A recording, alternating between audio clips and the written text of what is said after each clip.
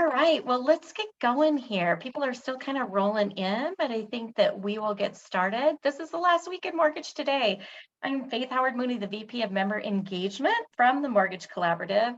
And with me today is Erin D., who is the COO of Loan People. Thanks for being Hey, thank you. Happy to be here. It's always good to have you here chatting with us. We appreciate you being willing to do this. So Anytime. as people are still kind of rolling in a little bit, I thought I would mention for any of you that are going to be at MBA Secondary in New York in May, we are hosting margaritas in Manhattan for the second year in a row. It'll be on Tuesday from 4:30 to 6:30. I will be sending out invites to people who are on the attendee list, but if you're not on the attendee list and you're going to be there, make sure and let me know. We have ACS Accounting is co-sponsoring with us, as well as some members of our Preferred Partner Advisory Council, which are Partners Credit, Maxwell, DocuTech, and Ignite Integration Solutions Matchbox. So we can't wait to host you while there.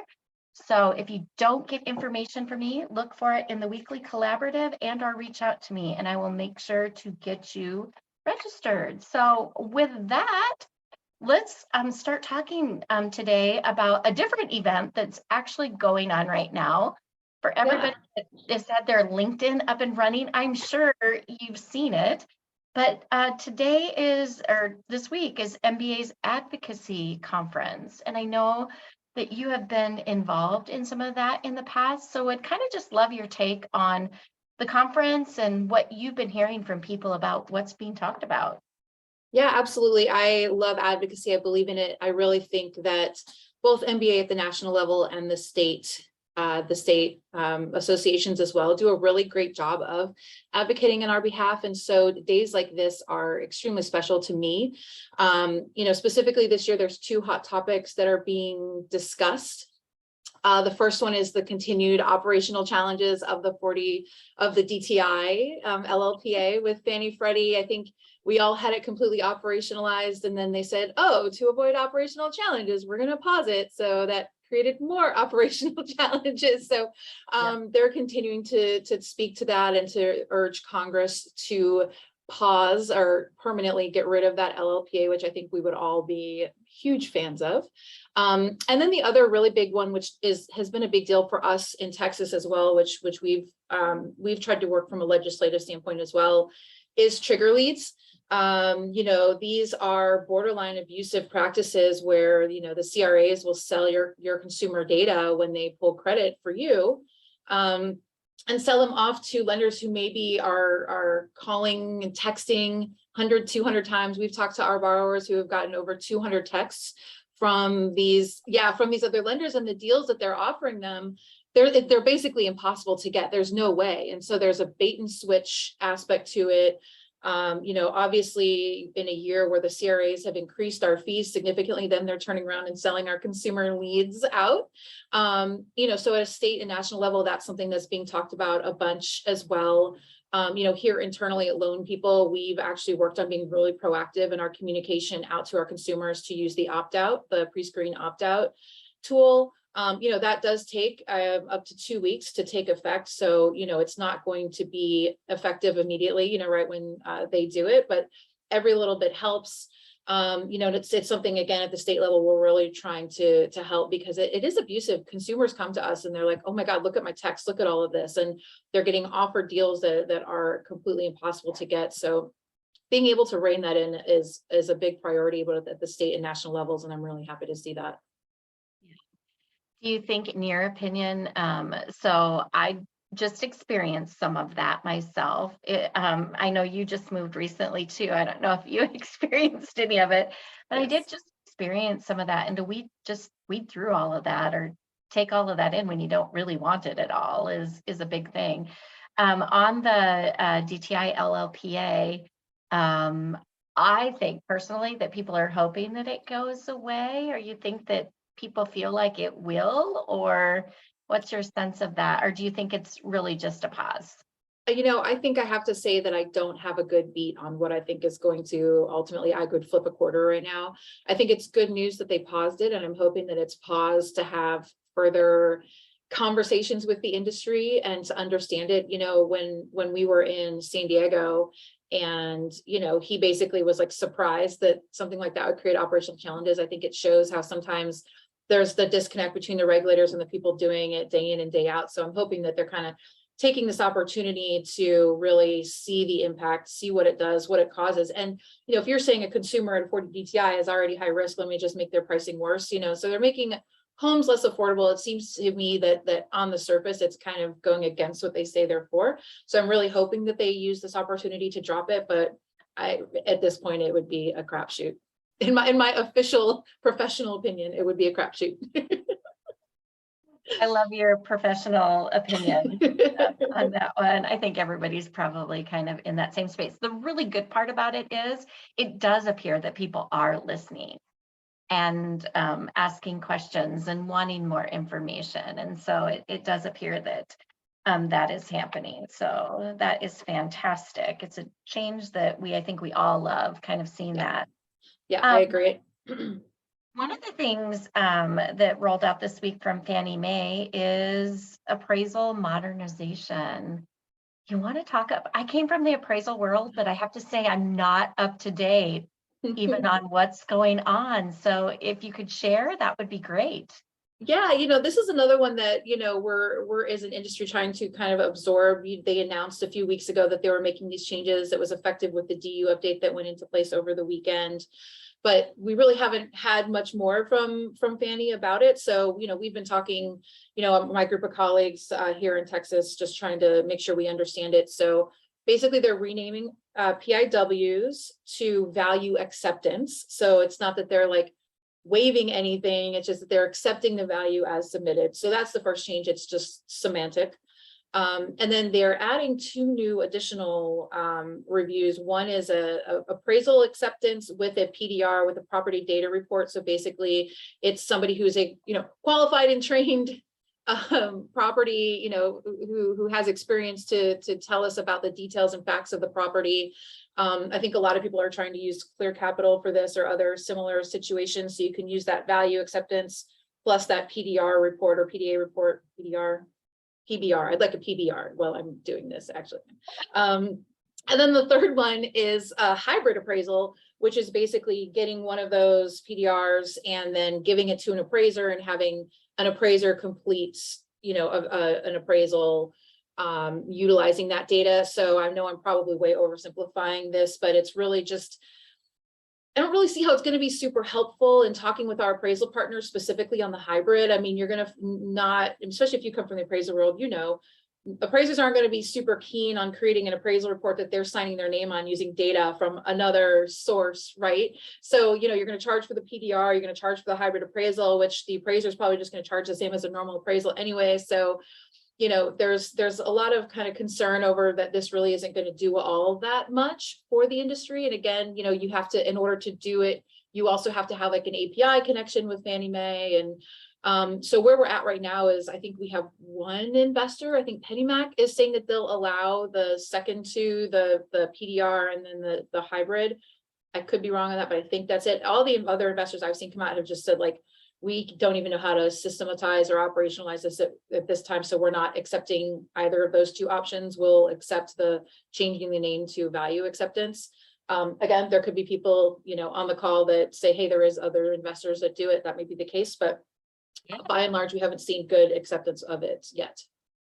I mean, if and this week our cap markets group is meeting this week, our cap markets working group. So I think I will probably pose that out to them to see kind of what they've heard from investors and stuff that they work with as well. I would kind of tend to agree with you, having come from the appraisal space. Number one, there are two different kind of groups of appraisals, typically. Ones that do full reports and ones that do more hybrid type reports. And so people's panels that they have probably are the ones that would normally do, and tend to prefer those full reports. It'll be interesting to see what the pricing and turnaround time on those things end up kind of being to see if there's a bigger win in there than I think there may be from either timing or dollars, Yeah. um, either one. And it was a Uh, pretty big change. I was a little surprised because Fannie is, and Freddie too, I'm not, but Fannie, is typically really good about putting out like education and websites and, and FAQs. It feels like this change has gone largely unreported or advertised outside of the DU release notes. Again, that could just be my anecdotal experience, but it's weird that they're making this change, but it's not really like a thing. yeah, yeah.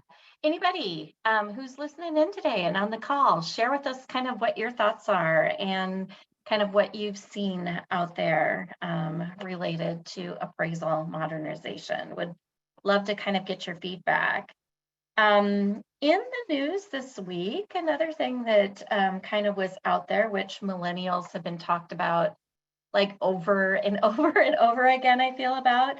But there was an article that I happened to find that talked about millennials becoming homeowners a little bit later than their parents and grandparents. And I don't know as I think that that's any big surprise. However, some of the numbers out there I thought were kind of interesting, and the 18.2 million millennial homeowners last year. Average age of when they purchased, 34 years old. Any surprise to you there that it's, in the 30s? No, not really. If anything, I kind of thought the number seemed a little on the low end. I feel like, because I've been hearing for a long time about, basically since 2008, how millennials, they're not ever going to be able to be homeowners and da da da da da. And like, so that number was, I would say, if anything, shocking on the low side. Yeah. The thing that I thought was interesting about it too is the reasons that they cited that they were more delayed were more women entering the workforce, which I don't know. I guess I don't know what that number is to know how much that has changed with that age group.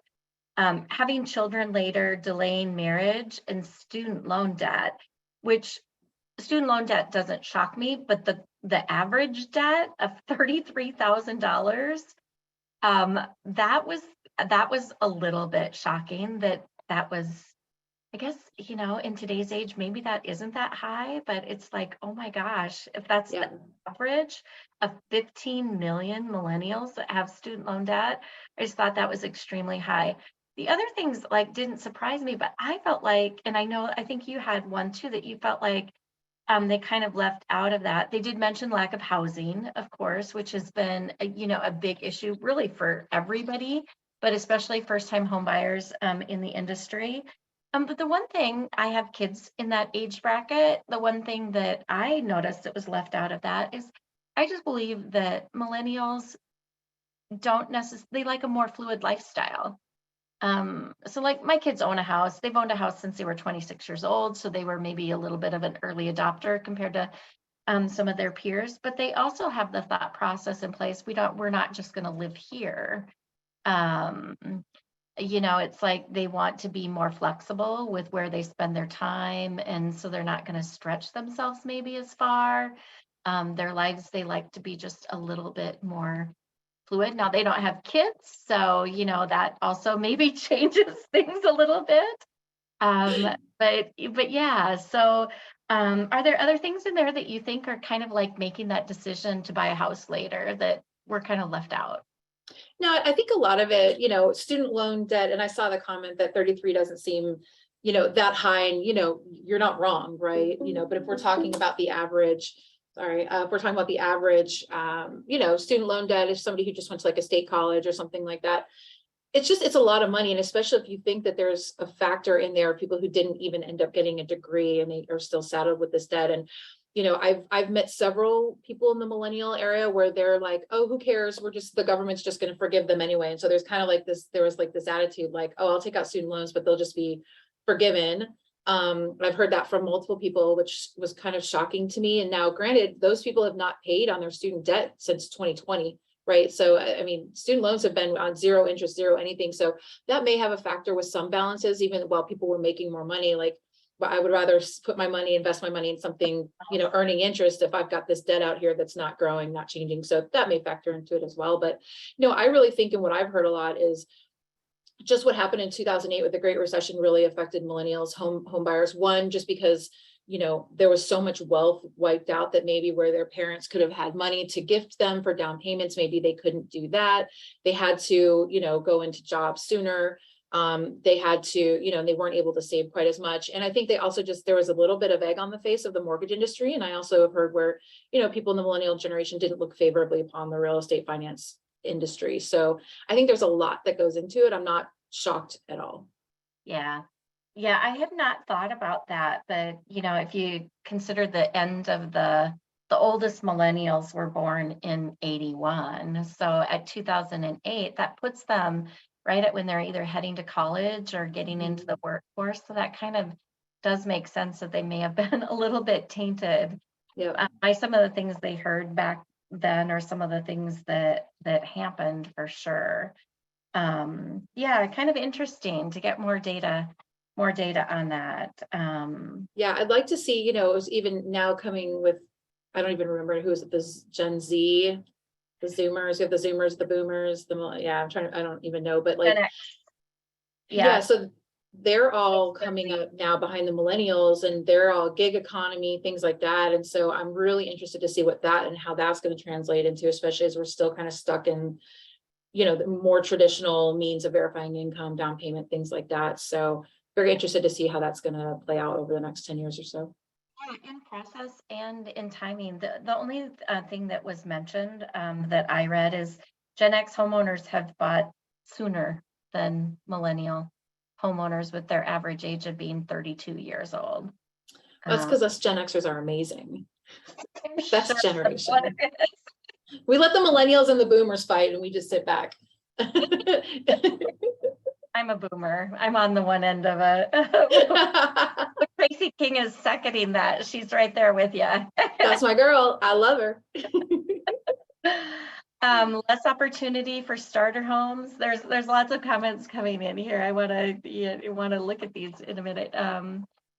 Or people thinking, people thinking that the first home should be their home for life. I think that's where I've saw that, that millennial home buyers, they're a little bit more fluid thinking than that. It's like where they live now, but they're not necessarily going to stay there. I mean, that's at least what I've seen from the ones that I know.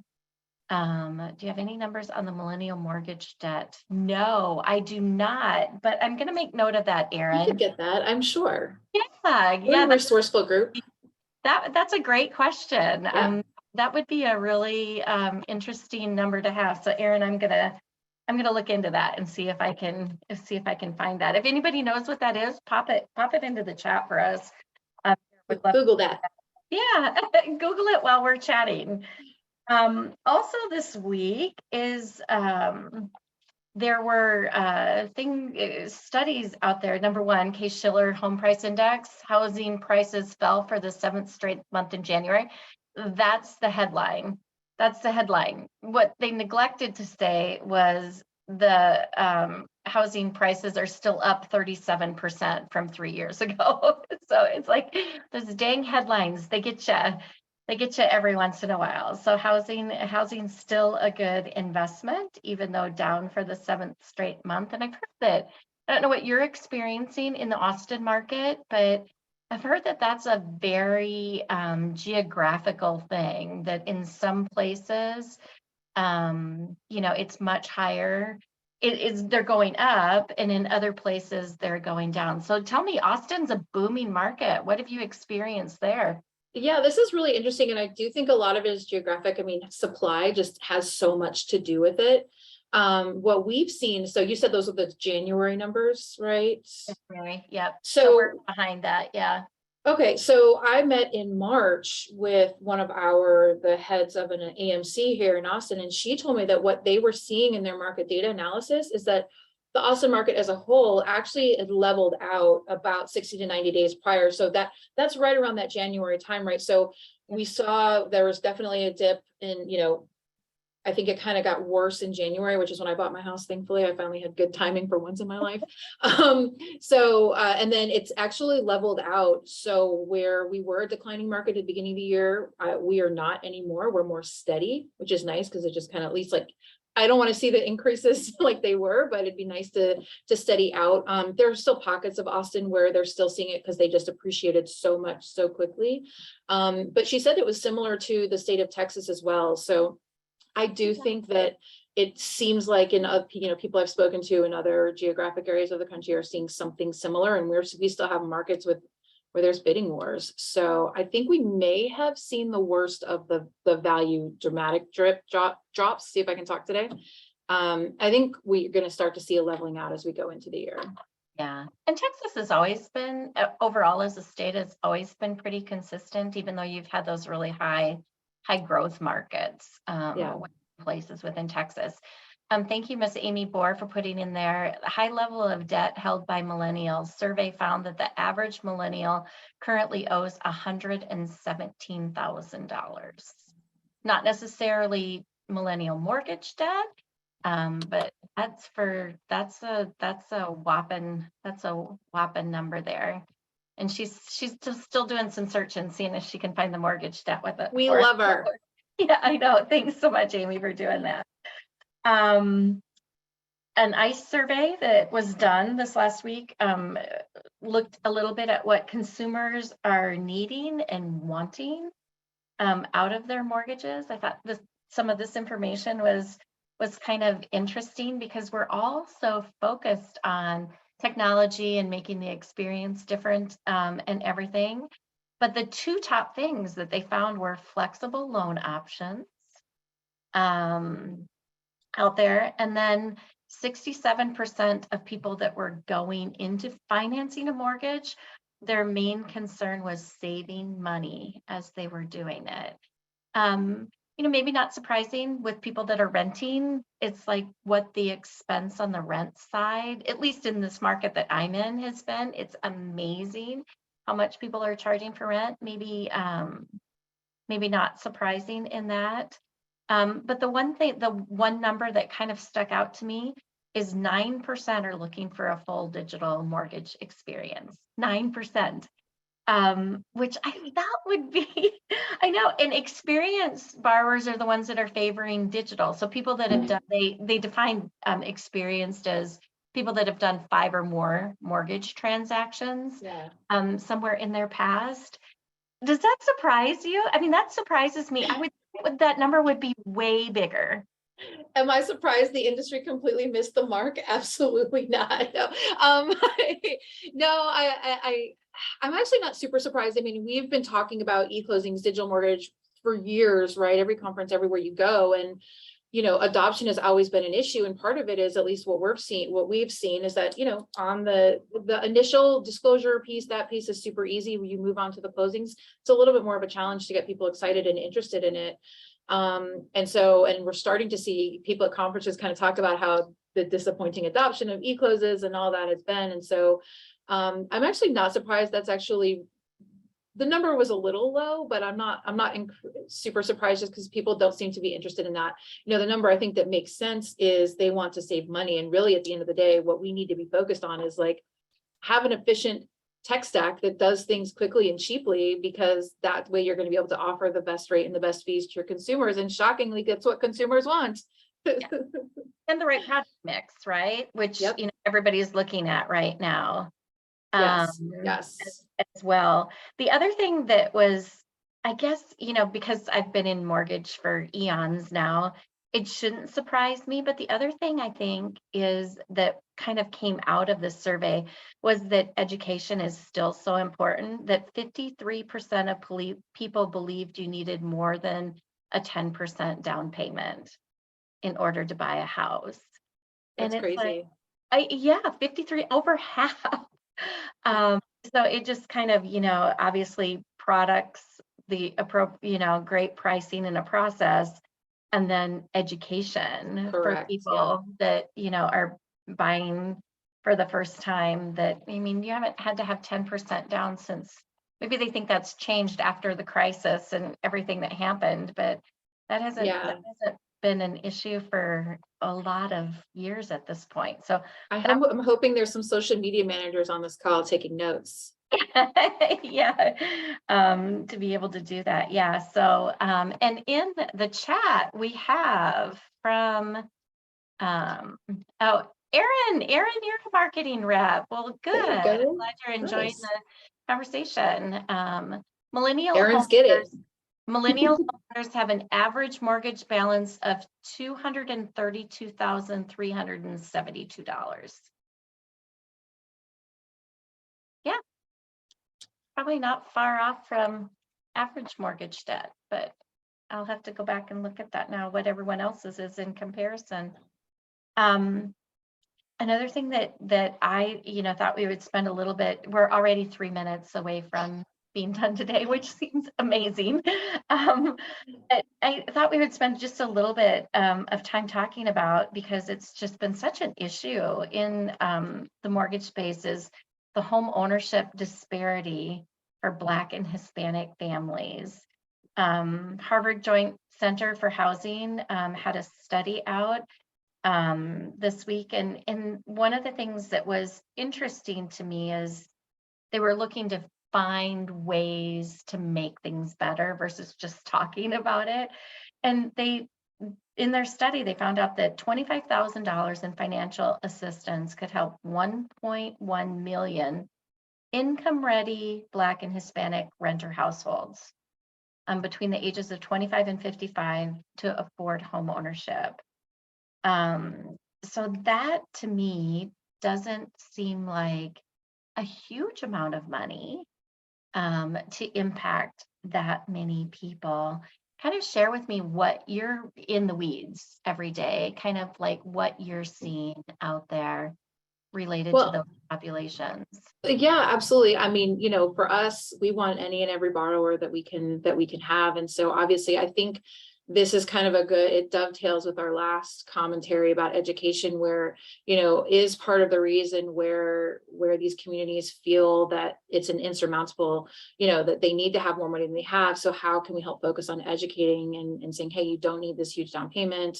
And I think that if we're able to find ways to fund that down payment assistance, I think that's awesome. I think, as a libertarian, I feel the government spends way too much money on anything, but I think this is a really good opportunity to focus some good tax dollars on helping our communities, helping drive homeownership, helping drive generational wealth, helping communities understand, this is what I can build for me and my family.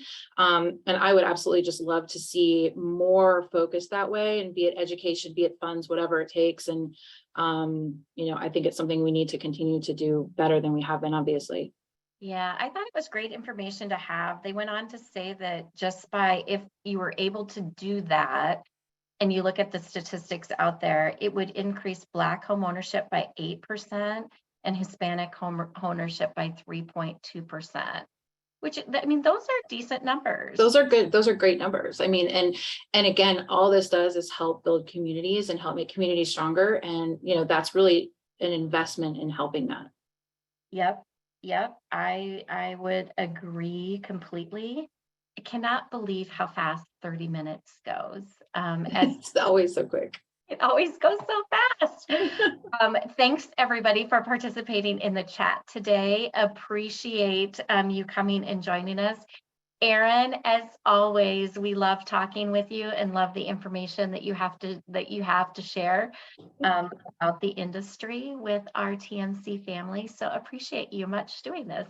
Absolutely. It's my pleasure. I always love coming on here and chatting with y'all. All right, everybody, we'll be back next week at the same time. Come back and join us. Thanks for joining us today.